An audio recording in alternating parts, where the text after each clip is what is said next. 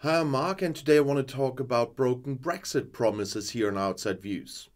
And in this case, today about immigration.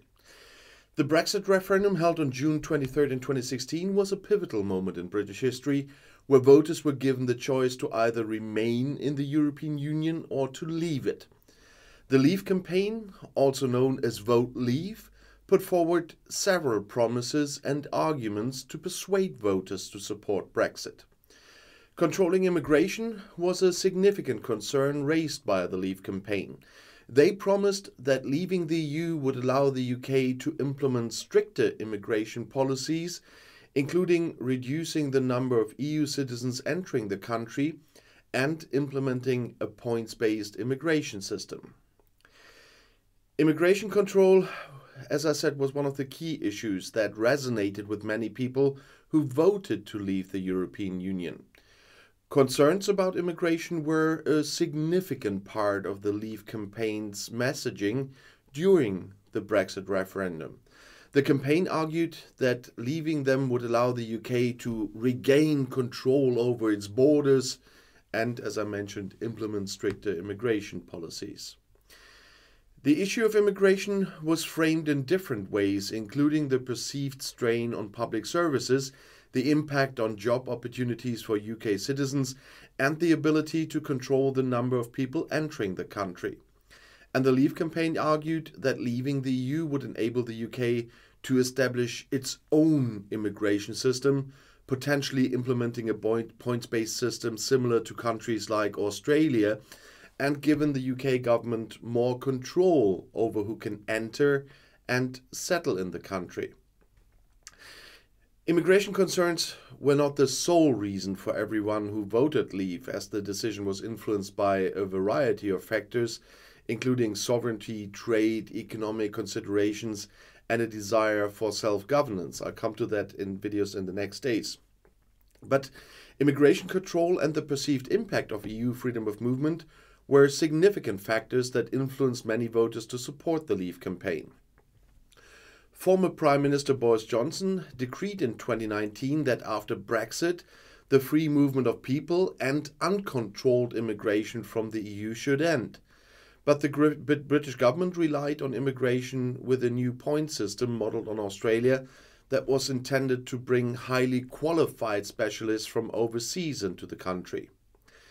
The UK government allowed these masters and doctoral students to stay in the country for 2 or 3 years after completing their degree to find work, thereby alleviating the UK's shortage of skilled workers and academics.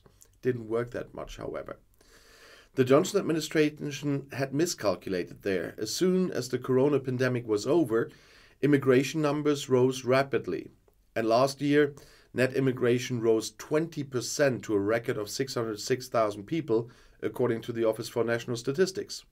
And the figure is well above the 226,000 net immigration seen in 2019, when the Conservative Party vowed in its election manifesto to drastically reduce immigration. Since then, the government has had to be accused of having broken one of the most important promises of Brexit. And as I said, many Britons voted to leave the EU in 2016 because Conservative politicians predicted unsustainably many immigrants who would take their jobs away from them. Well, now we know jobs they never wanted. In view of the parliamentary elections taking place next year, the government is now arguing about how immigration can be curbed. Home Secretary Suella Braverman had initially committed to deporting boat people to Rwanda.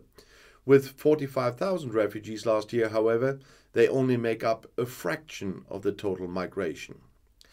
The government is therefore now looking for ways to curb the high level of legal migration. This is not easy, as the country is experiencing an acute shortage of skilled workers in many sectors due to the emigration of EU workers, which must be compensated for. According to the government, Great Britain therefore issued 425,000 work visas last year. In addition, last year 312,000 visas were issued for refugees from Ukraine, Afghanistan and resettlers from Hong Kong. And 85,000 visas were issued for family reunification. In order for British universities to be able to finance themselves, 500,000 student visas were issued last year as well. The government has therefore started, as a first step, with restrictions on visas for family members of master's and doctoral students. 136,000 of them are in the country, and that is 750% more than in 2019. They come mainly from India and Nigeria. And according to the government, from January 24, students and doctoral candidates will no longer be allowed to bring relatives into the country unless their studies are purely research work. In addition, students can no longer simply change their study visa to a work visa. To prevent abuse of the system, the government wants to take action against agents who use the British university system as a kind of sluice gate for economic migrants. One of them is Nigerian YouTuber MD Tiamiu, who the BBC reported in May is systematically bringing Nigerian economic migrants into the country with student and family visas. We observe that many people simply hide behind student visas. They don't care at all about their studies, is what they quote Tamu with. The YouTuber, who operates in Birmingham, even says openly that the alleged marriages are often fictitious and that the alleged couples only get together in Lagos. The student visa route is like a godsend, is what he told the BBC. With it, ordinary people can also get to Great Britain. Well, in the immediate aftermath of the referendum, and at the time, there was a notable decrease in net migration from EU countries to the UK. That's true. According to official data from the UK's Office for National Statistics, the ONS, net migration from EU countries to the UK decreased from 189,000 in the year ending June 2016, prior to the referendum, to 49,000 in the year ending June 2018. This decline was attributed to a combination of factors, including uncertainties around Brexit and changes in the UK's immigration policy. But, and there's a big but, the influx of people to Great Britain over the past year has been at an all-time high, just not from the EU. And as I mentioned earlier, this is the result of the latest estimates by the ONS. And that were those more than 600,000 people that immigrated to Britain in 22. And that's 100,000 more than the year before. The estimated net immigration was lower than expected, though. There was a speculation in the media that it could go up to 700,000 even. But nevertheless, the latest migration figures are a major setback for the government of Prime Minister Rishi Sunak. For years, those ruling Conservatives have made restricting immigration one of their top priorities, and the desire for more control over one's own borders was considered one of the most important reasons for leaving the EU. According to the ONS, the background to the increased numbers is, among other things, a greater influx of people from non-EU countries, and as I said, including Ukraine and Hong Kong. And according to estimates by statisticians, a total of around 1.2 million people came to the country. Sunak was determined to change course, though. He said, the number is too high, it's that simple, and I want to lower it. Yeah, he told that ITV News, but not how he wants to do that. Just a few days ago, the government in London announced that it would stop issuing visas for relatives of master's students, as I said earlier, but it will not curb such a big number. And I know some of the whataboutism Brexiteers will now come because when I'm filming this, and for you it's yesterday, some countries from the EU handed in a proposal during the EU asylum negotiations, a proposal that is kind of a Rwanda proposal. I can already tell you that today, before they even negotiated, that this will not happen. And I'm sure about this 100%. But even if it would have happened, there would have been a major difference between the British and the EU Rwanda thing. In this absolutely science fiction case of the EU bringing people to Rwanda, just as an example, and processing them there, the difference would be in the conclusion of the processing. In the British Rwanda deal, the people will stay in Rwanda if they are granted asylum. If the EU would have allowed this, which they won't, they would have processed the people there, and those with a rightful asylum claim would have been returned to the EU, because from the EU outside border they would have been brought there and then processed and then brought back to the EU. And that's the big difference. No one that's going from Britain to Rwanda will ever see Britain again. And still, it was just a little side show because I know what's coming.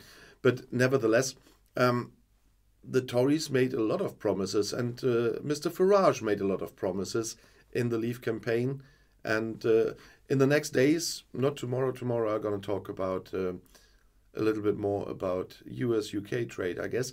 But in the days after that, I will talk a little bit more about those Brexit promises and what it looks like today.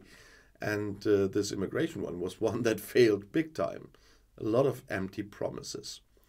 And I have to say one more thing about this banner up there, with the planning of the new channel and the little help I need from some very nice viewers here on my channel. If I want to do this, it's a bit in a battled market. I have to start with something trending, something new and trending, and that's why it needs some investment. I couldn't explain it all in the banner. And at the moment, we're at the point if 16 more viewers just skip one Starbucks and contribute €5, pounds or dollars to this, let's say, starting channel fund, we can start in about a week.